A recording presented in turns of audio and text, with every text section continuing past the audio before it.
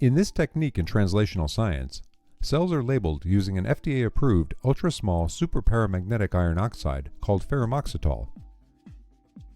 Begin with human mesenchymal stem cells plated at 80% confluency.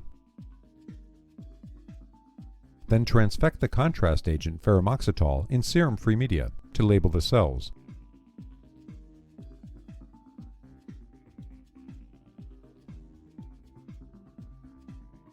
Continue to harvest and enumerate the labeled HMSCs for experimental use.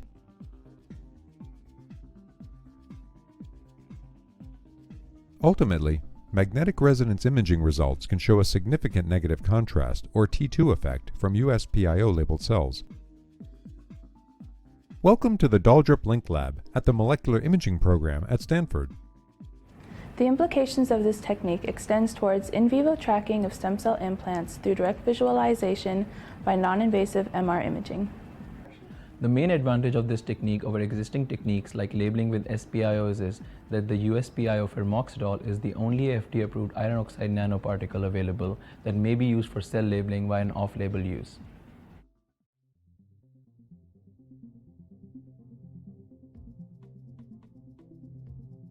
In a 15 ml conical tube, dilute Ferumoxytol in 1 ml of serum-free media.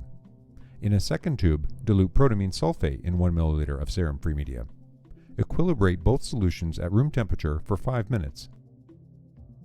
Now combine the solutions and let rest for 5 minutes to permit USPIO protamine sulfate complex formation. Then, add 5 ml of serum-free media to create a nanoparticle labeling solution.